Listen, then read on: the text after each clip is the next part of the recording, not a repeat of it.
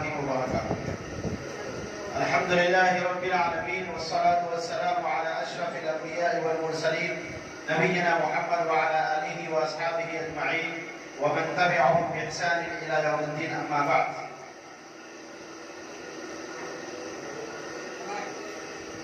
محترم حضرات، مغرب کی اذان سے پہلے جیسا کہ آپ لوگوں نے سنا کہ ماہ مبارک یہ عظیم الشان مبارک مہینہ ہے. اس مہینے کا روزہ اللہ تعالیٰ نے ہم سبوں کے اوپر فرض کیا ہے.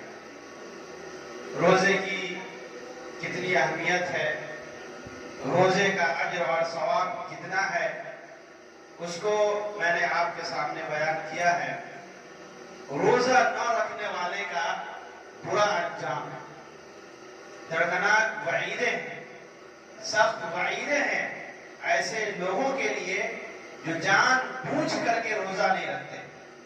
اللہ تعالیٰ نے ان کو صحت دیا ہے، تندرستی عطا کیا ہے، اس کے باوجود بھی اگر وہ روزہ نہیں رکھتا ہے تو پھر ایسے لوگوں کا انجام بہت ہی برا ہے. ابن خزیمہ اور صحیح الترغیب والترہیب کی حدیث ہے. حضرت ابو امامہ الباہلی رضی اللہ عنہ نے بیان کیا کہ پیارے نبی جناب محمد رسول اللہ صلی اللہ علیہ وسلم نے خواب میں دیکھا کہ آپ کو دو فرشتے آئے اور آپ کو ایک دشوار گزار پہاڑ کی طرف لے گئے اور کہا کہ آپ اس کے اوپر چڑھیے. نبی صلی اللہ علیہ وسلم نے کہا کہ میں اس پر نہیں چڑھ سکتا ہوں. فرشتوں نے کہا کہ میں آپ کا تعاون کر دوں گا، ہیلپ کر دوں گا، آپ چڑھیے. چنانچہ پیارے نبی جناب محمد رسول اللہ صلی اللہ علیہ وسلم اس پہاڑ کے اوپر چڑھ کر کے گئے تو وہاں چیخو پکار کی آوازیں آپ نے سنی. فرشتوں سے پوچھا کہ یہ کیا ہے، کون لوگ ہیں جو چیخ رہے ہیں، پکار رہے ہیں؟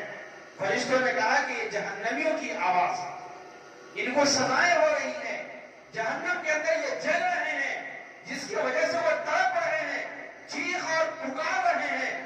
پھر اور اوپر گئے، وہاں دیکھا کچھ لوگوں کو وہاں پر دیکھا کہ ان کو الٹا لٹکا دیا گیا، یعنی سر نیچے ہے اور پاؤں اوپر ہے اور یہ جو دونوں جبڑے ہیں ان دونوں جبڑے کو چیر دیا گیا ہے اور اس سے وہ خون نکل رہا ہے.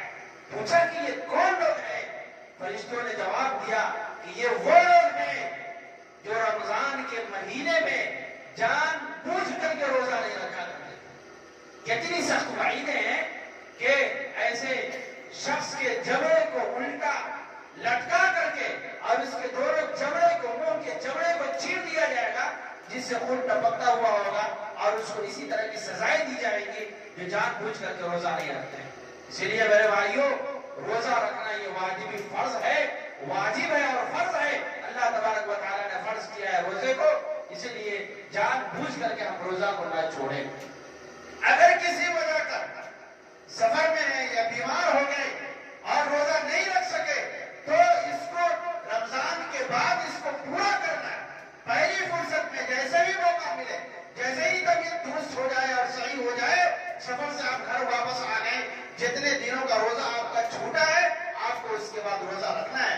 اگر آپ روزہ نہیں رکھتے ہیں تو پھر دردناک عذاب کے لیے پھر اپنے آپ کو تیار کر دیجیے. اسی طرح سے یہ جو مبارک مہینہ ہے، اس مبارک مہینے کے اندر جو دوسرے اعمال ہیں جن کو صحابہ کرام رضوان اللہ علیہ مجمعین نے کیا ہے اور پیارے نبی جناب محمد رسول اللہ صلی اللہ علیہ وسلم نے مستحب عمل بتایا ہے، سنت بتایا ہے اور تاکیدی طور پر اس کی ترغیب بھی دیا ہے کہ انسان اس کو رمضان کے مہینے میں وہ کرے، وہ ہے قیام اللیل. رمضان میں تراویح کا اہتمام کرنا. چنانچہ پیارے نبی جناب محمد رسول اللہ صلی اللہ علیہ وسلم نے صحابہ کرام کو 3 دن تک تراویح کی نماز پڑھائی. 3 دن تک آپ نے مسجد نبوی کے اندر تراویح کی نماز پڑھائی. آپ 23 کی شب کو آئے اور جتنے لوگ موجود تھے آپ نے تراویح کی نماز پڑھائی. پھر اس کے بعد جب لوگوں کو پتا چلا کہ نبی صلی اللہ علیہ وسلم نے لیلۃ القدر میں، شب قدر کی جو راتیں ہیں، 5 لیلۃ ال5 راتیں ہیں، ان میں سے کوئی ایک رات ہے تو 23 کی رات کو آپ نے تراویح کی نماز پڑھائی. پھر 25 کو آپ نے پڑھائی. لوگوں کی تعداد بڑھتی. پھر 27 کو آپ نے پڑھائی، لوگوں کی تعداد اور زیادہ بڑھ گئی، لوگ پھر 29 کی رات کو جمع تھے، مسجد چھوٹی پڑ گئی، سارے صحابہ کرام آ گئے نبی صلی اللہ علیہ وسلم کے ساتھ تراویح کی نماز پڑھنے کے لیے۔ چنانچہ نبی صلی اللہ علیہ وسلم نے دیکھا کہ لوگوں کی اتنی رغبت ہے اور دلچسپی ہے تراویح کی نماز کے لیے، جبکہ یہ نماز نفل نماز ہے، یہ سنت نماز ہے، اور نبی صلی اللہ علیہ وسلم کو ڈر تھا کہ وحی کا سلسلہ ابھی جاری ہے، ایسا نہ ہو اللہ تعالیٰ وحی نازل کر دے اور اس نماز کو فرض قرار دے، اسی لیے آپ حجرے سے نہیں نکلے، فجر کی نماز کے لیے آپ گئے اور صحابہ کرام کو بتایا کہ میں آپ لوگوں کی دلچسپی اور آپ کی رغبت کو میں سمجھ رہا تھا، لیکن میں اس لیے نہیں نکلا کہ ہو سکتا ہے وحی کا سلسلہ ابھی باقی ہے، اللہ تعالیٰ ایسا نہ ہو اس نفل نماز کو آپ کے اوپر فرض قرار دے، نتیجے کے طور پر ہماری امت پریشانی میں مبتلا ہو جائے گی۔ 5 وقت کی نماز کا تو صحیح سے اہتمام نہیں کر پاتی ہے یہ امت۔ موسیٰ علیہ السلام نے کہا کہ پھر جائیے، کم کروا کر کے آئیے۔ نبی صلی اللہ علیہ وسلم نے کہا کہ ہم کو شرم آ رہی ہے کہ اب 50 سے 5 پر ہم آ گئے، اب 5 میں سے بھی اور کم کرانے کی اب جرأت ہمارے اندر نہیں ہے، ہم نہیں جائیں گے۔ تو نبی صلی اللہ علیہ وسلم نے 3 دن تک صحابہ کرام کو تراویح کی نماز پڑھائی، پھر اس کے بعد آپ نے کہا کہ یہ نفل نماز ہے، سنت نماز ہے، من قام رمضان ایمان و احتساب غفر له ما تقدم من ذنبه، کہا کہ جو کوئی ایمان اور یقین کے ساتھ قیام اللیل کرتا ہے، راتوں کو جگ کر کے تراویح کا اہتمام کرتا ہے، اس کے پچھلے گناہ معاف کر دیے جاتے ہیں۔ اور نبی صلی اللہ علیہ وسلم کی ایک دوسری حدیث کہ اگر کوئی شخص امام کے ساتھ قیام اللیل کرتا ہے، امام کے ساتھ قیام اللیل کرتا ہے، تراویح کی نماز پڑھتا ہے اور امام کے ساتھ ہی گھر کو لوٹتا ہے، پوری رات نماز پڑھنے کا اس کو اجر اور ثواب ملتا ہے۔ اب اندازہ کیجئے کہ ایک آدمی تراویح کی نماز کتنے دیر پڑھتا ہے؟ کہیں پر آدھے گھنٹہ، کہیں پر 1 گھنٹہ، یہی نا، کتنا وقت لگتا ہے؟ آدھا گھنٹہ، 1 گھنٹہ، پون گھنٹہ۔ لیکن اگر امام کے ساتھ شروع کیا اور امام کے ساتھ ختم کر کے گھر لوٹا، پوری رات میں کتنی رکعتیں آپ نماز پڑھ سکتے ہیں؟ آپ اندازہ کیجئے، پوری رات نماز پڑھنے کا اجر اور ثواب ملتا ہے۔ کتنا اجر اور ثواب ہے قیام اللیل پڑھنے کا اور تراویح کی نماز پڑھنے کا۔ ضرورت اس بات کی ہے مبارک مہینے کو پا کر کے ہم تراویح کا بھی اہتمام کریں گے انشاءاللہ۔ اسی طرح سے اس مبارک مہینے کے اندر قرآن کریم کی زیادہ سے زیادہ تلاوت ہونی چاہیے، چونکہ یہ مہینہ قرآن کا مہینہ ہے، یہ شہر قرآن ہے، قرآن کا مہینہ ہے۔ اسی مہینے کے اندر قرآن کریم نازل ہوا اور نبی صلی اللہ علیہ وسلم کے پاس حضرت جبریل آتے تھے اور نبی صلی اللہ علیہ وسلم حضرت جبریل کو پورا قرآن پڑھ کر کے ان کو سناتے تھے۔ اور جس سال آپ صلی اللہ علیہ وسلم کی وفات ہوئی اس سال آپ نے 2 مرتبہ قرآن ختم کیا، اور اس سے پہلے آپ 1 مرتبہ قرآن ختم کیا کرتے تھے۔ آپ اندازہ کیجئے کہ نبی صلی اللہ علیہ وسلم قرآن کریم کا جتنا اہتمام کرتے تھے۔ سلف صالحین رحمہم اللہ جب رمضان کا مہینہ آتا حدیث کا درس چھوڑ دیتے تھے اور قرآن کا درس دینا شروع کر دیتے تھے، قرآن کریم کی تلاوت کیا کرتے تھے۔ امام مالک رحمہ اللہ محدث ہے، مدینہ کے اندر جیسے ہی رمضان آتا تھا حدیث کا درس چھوڑ دیا کرتے تھے اور اس کے بعد قرآن کریم کی تلاوت میں لگ جایا کرتے تھے۔ تو سلف صالحین رحمہ اللہ قرآن کریم کو زیادہ سے زیادہ پڑھتے تھے۔ تو ہم 3 دن میں ختم کریں، 5 دن میں ختم کریں، 10 دن میں ختم کریں، کم سے کم 1 مہینہ میں ضرور ہم قرآن کو ختم کرنے کی کوشش کریں، اس لیے کہ یہ قرآن کا مہینہ ہے۔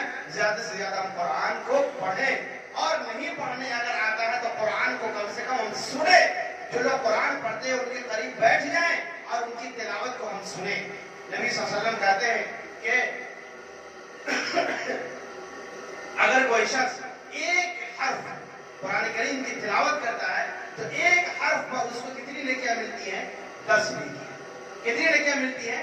10 نیکیاں ملتی ہیں۔ کہتے ہیں کہ لا اقول الف لام میم حرف بل الف حرف ولام حرف ومیم حرف۔ 1 حرف الف لام میم، اس کی ہم نے تلاوت کی، یہ 3 حرف ہے، کتنی نیکیاں مل گئی؟ 30 نیکیاں ہم کو مل گئی۔ اب اس کے بعد جتنی آیت پڑھ لیجیے، 1 صفحہ پڑھ لیجیے، 2 صفحہ پڑھیے، ہر نماز کے وقت جائیے اور سنت پڑھیے، اور سنت پڑھنے کے بعد موبائل کے اندر قرآن ہے، قرآن کھولیے اور کم سے کم 4 آیت، 5 آیت، 10 آیت، جتنی آیت پڑھنے کا وقت مل جائے امام صاحب کو مصلی پر جانے سے پہلے پڑھ لیجیے، اور اس کے بعد اس کو کاؤنٹ کیجیے، دیکھیے کتنا حروف آپ نے پڑھا ہے، کتنا اجر اور ثواب آپ نے نامہ اعمال کے اندر لیا ہے۔ نماز پڑھنے تو جانا ہی ہے، نماز تو یہ واجب ہی ہے، واجب ہے یہ فرض ہے نماز پڑھنا۔ اور روزہ رکھ کر کے اگر کوئی نماز نہیں پڑھتا ہے تو پھر اس کا روزہ ہوگا نہیں ہوگا اس کا روزہ؟ پھر ایسے لوگوں کے روزے کی اللہ تعالیٰ کو ضرورت نہیں ہے، اور اس کا روزہ اس وجہ سے بھی نہیں ہوگا کہ اللہ تعالیٰ نے روزے کو فرض کیا کس کے لیے؟ تقویٰ کے لیے، کہ انسان متقی اور پرہیزگار بنے گا۔ تقویٰ کے اندر یہ نماز کی پابندی داخل ہے، نماز کی پابندی داخل ہے، اس لیے جماعت کے ساتھ نماز کو ادا کرنا ہے، جماعت کے ساتھ نماز کو ادا کرنا ہے۔ میں یہ بتا رہا تھا کہ اس مبارک مہینے کے اندر زیادہ سے زیادہ ہم قرآن کریم کی تلاوت کریں، اسی طرح سے دعا کریں، ذکر و اذکار کریں، توبہ اور استغفار کریں، ہم اپنی زبان کی حفاظت کریں، بھلائی کا حکم دیں، لوگوں کو برائیوں سے روکیں، اسی طرح سے زکوٰۃ ادا کریں اور صلہ رحمی کریں، والدین کے ساتھ حسن و سلوک کریں۔ یہ سب جتنے بھی خیر کے کام ہو سکتے ہیں، جتنے بھی اچھے اعمال ہو سکتے ہیں، ان تمام عملوں کو ہم رمضان کے اندر زیادہ سے زیادہ کرنے کی ہم کوشش کریں۔ اسی طرح سے چند اعمال ہے جس سے ہمیں بچنا نہایت ہی ضروری ہے، جن میں سے سب سے پہلی چیز ہے جھوٹ بولنا۔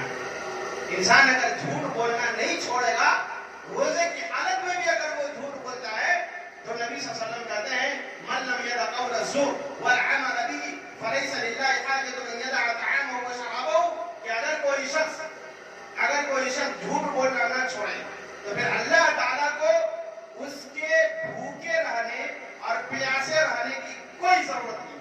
کیا مطلب ہے؟ اگر وہ بھوکا رہتا ہے اور پیاسا رہتا ہے تو پھر اللہ تعالیٰ کو اس کے بھوک اور پیاس سے کوئی مطلب ہی نہیں ہے۔ اس کا مطلب اس کا بھوکا رہنا، اس کا پیاسا رہنا اللہ تعالیٰ کو قبول نہیں ہے۔ جب اللہ تعالیٰ کو وہ قبول نہیں تو اس کا روزہ قبول ہوگا؟ نہیں ہوگا۔ اسی لیے روزے کی حالت میں علماء نے لکھا ہے کہ یہ واجبی طور پر انسان جھوٹ سے بچے، جھوٹ کے کبیرہ گناہ ہے، عام حالتوں میں بھی بچنا ہے، روزے کی حالت میں تاکیدی طور پر بچنا ہے، اس لیے کہ آپ ایک عبادت کے اندر داخل ہیں۔ روزہ صبح سے لے کر کے شام تک ہے، آپ ایک عبادت کے اندر داخل ہیں، تو اس عبادت کے اندر جب آپ داخل ہیں تو پھر آپ کو جھوٹ سے پرہیز کرنا ہے۔ اسی طرح سے غیبت، ایک دوسرے کی غیبت کرنا، ذکر و اخلاق کا بیماریاں کرنا، آپ اپنے بھائی کی ان باتوں کا تذکرہ کر رہے ہیں جس کا ذکر کرنا اس کو ناپسند ہے، یعنی اس کے اندر کوئی کمیاں ہیں، ان کے اندر کچھ خرابیاں ہیں، اس کے کچھ عیوب ہیں جس کو آپ ذکر کر رہے ہیں۔ اگر آپ اس کے سامنے کہیں گے تو اس کو خراب لگے گا، تو جب سامنے کہیں گے تب خراب لگے گا، پیچھے کہنے میں اور جتنا خراب لگے گا۔ یہی غیبت ہے، اور اللہ تبارک و تعالیٰ نے قرآن کریم کے اندر ہی منع کیا، تو غیبت سے ہمیں بچنا ہے۔ اسی طرح سے چغلخوری ہے، لا يدخل الجنة قط نمام، ایک دوسری بات کے اندر لا يدخل الجنة قطاط، یہ چغلی کرنے والا یہ جنت کے اندر داخل نہیں ہوگا۔ چغلی کس کو کہتے ہیں؟ کسی کی بات کو فساد اور اختلاف کی غرض سے دوسروں کے سامنے جا کر کے کہا دیا، ان کی بات ہے، ان کی بات کو جا کر کے ان کو کہا دیا، اب دونوں میں اختلاف ہو گیا، فساد ہو گیا، یہ چغلی کام ہے، ایک کی بات کو دوسروں کے پاس جا کر کے نقل کر دینا تاکہ ان دونوں کے درمیان اختلاف ہو جائے، فساد ہو جائے، جھگڑا اور لڑائی ہو جائے، تو یہ چغلی ہے، اور اس سے بھی نبی صلی اللہ علیہ وسلم نے منع کیا۔ اسی طرح سے دھوکہ دہی سے کام لینا، بزنس کرتے ہیں، تجارت کرتے ہیں، کوئی معاملہ کرتے ہیں، روزہ رکھے ہوئے اس کے بعد دھوکہ دے رہے ہیں۔ نبی صلی اللہ علیہ وسلم کہتے ہیں کہ من غشنا فلیس منا، جسی نے دھوکہ دیا وہ ہم میں سے نہیں، اور من غش فلیس منی، جسی نے کسی کو دھوکہ دیا وہ میرے طریقے کے اوپر نہیں ہے۔ یعنی نبی صلی اللہ علیہ وسلم کے امتی ہونے کا اور نبی صلی اللہ علیہ وسلم کے ماننے والوں کا یہ طریقہ نہیں ہے، وہ کسی کو دھوکہ دیتا ہے۔ تو روزے کی حالت میں ان تمام چیزوں سے بچنا ہے۔ گانا بجانا، گانا سننا، گانا بجانا، یہ امور ہیں جن سے روزے کی حالت میں بچنا واجب اور ضروری ہے۔ عام حالتوں میں بھی بچنا ہے، روزے کی حالت میں خصوصیت کے ساتھ بچنا ہے۔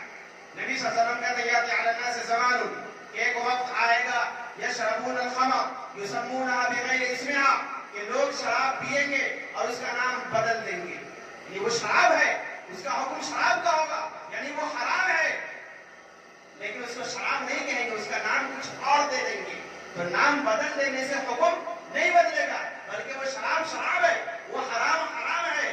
اور اسی طرح سے کہا یعزف علی رؤوسهم بالمعازف والمغنیات، کہ ان کے سروں کے اوپر ناچنے والی گانے والیاں گائیں گی. سروں کے اوپر کیسے ناچنے والی ناچے گی, کیسے گانے والی گائے گی؟ کب کہا نبی صلی اللہ علیہ وسلم نے؟ 1400 سال پہلے کہا. موبائل جب میں ہوتا ہے, بلوٹوتھ کان میں لگائے ہوئے ہوتے ہیں, ہیڈ فون ہمارے سر میں لگا ہوا ہوتا ہے, کان میں آواز جاتی ہوئی ہوتی ہے, گانا ہم سنتے ہوئے ہوتے ہیں, تو ہمارے سروں پر گانے والی گا رہی ہے کہ نہیں گا رہی ہے؟ ناچنے والی ناچ رہی ہے کہ نہیں ناچ رہی ہے؟ یہ وہی زمانہ ہے. نبی صلی اللہ علیہ وسلم نے کہا کہ ایک زمانہ آئے گا کہ ناچنے والیاں ناچیں گی اور گانے والیاں گائیں گی. آگے کہا یخسف اللہ بہم الارض, اللہ تعالیٰ ایسے لوگوں کو زمین کے اندر دھسا دے گا, زمین کے اندر دھسا دے گا. وَيَجْعَلُ مِنْهُمُ الْقِرَدَةَ وَالْخَنَازِيرَ, اور اللہ تعالیٰ سور اور بندر بنا دے گا. یہ عام حالتوں کے تعلق سے نبی صلی اللہ علیہ وسلم نے کہا. اور انسان اگر روزے کی حالت کو روزہ رکھ کر کے اگر گانا گاتا ہے اور اس کے بعد یہ ساری چیزیں کرتا ہے تو کتنی خطرناک فائدے ہو سکتی ہے آپ اندازہ کر لیجیے. ترکی کے اندر زلزلہ آیا کہ نہیں آیا؟ اللہ تعالیٰ نے ہلاک اور برباد کیا کہ نہیں کیا؟ گھروں کو اللہ نے زمین بوس کر دیا یا نہیں کیا؟ 2000 کے اندر تقریباً 2014-15 کے اندر نیپال کے اندر زلزلہ آیا تھا یا نہیں آیا تھا؟ کیوں آیا تھا؟ جب برائیاں عام ہو جائے گی, فحاشی اور بے حیائی عام ہو جائے گی, زناکاری عام ہو جائے گی, تو پھر اللہ تبارک و تعالیٰ اس طرح سے زمین کو چیڑ دے گا اور سارے لوگوں کو نیچے اندر دے گا زلزلے کے ذریعے سے, یا پھر اس کی جو بھی شکلیں اور صورتیں ہو سکتی ہیں. تو روزے کی عادت میں گانا گانے سے بچنا. اسی طرح سے کچھ مستحب آداب ہیں جس کو کرنا ہے, ان میں ہے سحری کھانا. تسحروا فإن في السحور برکہ. نبی صلی اللہ علیہ وسلم کہتے ہیں کہ سحری کھایا کرو, اس لیے کہ اس میں برکت ہے. انسان جب سحری کھاتا ہے تو دن میں بھی کام کرنے میں اس کو طاقت ملتی ہے. تو اس کا مادی فائدہ بھی ہے, معنوی فائدہ بھی ہے. نبی صلی اللہ علیہ وسلم دوسری جگہ کہتے ہیں کہ تسحروا, سحری کھایا کرو. وخالفوا اليهود, یہودیوں کی مخالفت کرو, اس لیے کہ یہودی سحری نہیں کھاتا, تو سحری کھایا کرو. السحور کلہ برکہ, سحری کھانا یہ مکمل سراپا برکت ہے. تو سحری کھانے سے سنت پر بھی عمل ہو جائے گا, اور اسی طرح سے سحری کھانے سے جسم کے اندر بھی طاقت اور قوت ملے گی. تو یہ سنت ہے سحری کھانا, اس لیے سحری کھانا چاہیے. اسی طرح سے افطار میں جلدی کرنا, جیسے ہی سورج غروب ہو جائے کسی طرح کے کوئی احتیاط کی ضرورت نہیں ہے. آج آپ کو معلوم ہے کہ سورج کتنے بجے ڈوب رہا ہے, اور یہ سورج ڈوبنے کا معاملہ روزہ سے نہیں ہے کہ آپ کہیے گا کہ سرکار جو ہے 5 منٹ پہلے ہی ہمارے روزہ کو خراب کرنے کے لیے یہ ٹائمنگ بتا رہی ہے تاکہ ہم لوگ مسلمانوں کا روزہ خراب ہو جائے گا. ایسا نہیں ہوتا. سورج کتنے بجے ڈوبتا ہے, کتنے بجے نکلتا ہے, یہ ایک مشین لگائی ہوئی ہے, بتایا ہوا ہے سرکاری طور پر جو ہے نا, پورا اس کا کام ہے, اس کا سیٹ اپ ہے, اور ہر دن کب سورج ڈوبتا ہے اور کب نکلتا ہے اس کی پوری ٹائمنگ بتائی جاتی ہے اور بتائی جا رہی ہے. اسی لیے ہمیں اس کے اوپر اعتماد کرتے ہوئے, یقین کرتے ہوئے, موثوق ذرائع سے اگر خبر مل جاتی ہے کہ نہیں اس کا ٹائم ٹیبل صحیح ہے, یعنی یہ لوگ جو ٹائم ٹیبل بتاتے ہیں اس کا ٹائم ٹیبل صحیح ہے, جس کا بھی ہو, جیسے مکہ مکرمہ میں ہے, اس کا کیا نام ہے, میں نام ابھی بھول رہا ہوں, اس کا ٹائمنگ, اس کی جو ٹائمنگ ہوتی ہے اس کے اوپر لوگوں کا اعتماد, لوگوں نے اس کے ٹائم کو اعتماد اس پر یعنی یقین کیا ہے, اعتماد کیا ہے. وہ جو سورج کے ڈوبنے کا اور سورج کے نکلنے کا وہ جو ٹائمنگ بتاتے ہیں اس کے اوپر لوگوں کا اعتماد ہے. جب اس کے اوپر ہم نے اعتماد کیا ہے تو اس کے اوپر اعتماد کرتے ہوئے ہم افطار کر لیا کریں, افطار کر لیا کریں. کچھ لوگ ہیں روافض اور شیعہ وغیرہ جو یہودیوں کی تقلید کرتے ہوئے اور اس کی راہ پر چلتے ہوئے جب رات ہو جاتی ہے تب جا کر کے وہ افطار کرتے ہیں. یہ ایسا کرنا جائز اور درست نہیں ہے, اس لیے کہ نبی صلی اللہ علیہ وسلم کہتے ہیں لا یزال الناس بخیر ما عجل الفطر, لوگ اس وقت تک بھلائی پر رہیں گے جب تک وہ افطار کرنے میں جلدی کریں گے. افطار کرنے میں جلدی کرنے کا کیا مطلب ہے؟ جیسے ہی سورج ڈوبے گا آپ افطار کیجیے, کسی طرح کی کوئی احتیاط کی ضرورت نہیں ہے. اسی طرح سے کچھ امور ہیں جن سے روزہ ٹوٹ جاتا ہے, اس کو کر کے میں اپنی باتوں کو ختم کروں. سب سے پہلی چیز ہے جمع کرنا, ہم بستری کرنا, بیوی سے مل لینا. روزے کی حالت میں اگر کوئی شخص بیوی سے مل لیتا ہے تو نہ صرف یہ کہ روزہ ٹوٹے گا, جرمانہ اس کو دینا پڑے گا, بہت سخت جرمانہ ہے. وہ کون سا؟ اسی لیے علماء شعبان کے مہینے میں شادی کرنے سے منع کرتے ہیں, رمضان سے پہلے. ایک ایک نوجوان رمضان سے پہلے شادی نہ کرے، اس لیے کہ وہ کنٹرول نہیں کر پائے گا، نتیجے کے طور پر روزے کی حالت میں بھی وہ اپنی بیوی سے مل لے گا، تو اس کا کیا کفارہ ہے؟ اس کا کفارہ یہ ہے کہ ایک غلام کو آزاد کیجیے۔ اگر نہیں کر پاتے ہیں تو پھر 2 مہینہ لگاتار روزہ رکھیے، 2 مہینہ لگاتار، ایک دن بھی گیپ نہیں ہونا چاہیے بغیر عذر کے، بغیر عذر کے۔ جیسے آپ بیمار پڑ گئے، مثال کے طور پر بخار آ گیا ہے کچھ، تو ایسی صورت میں پھر آپ روزہ توڑ سکتے ہیں، ٹھیک ہے؟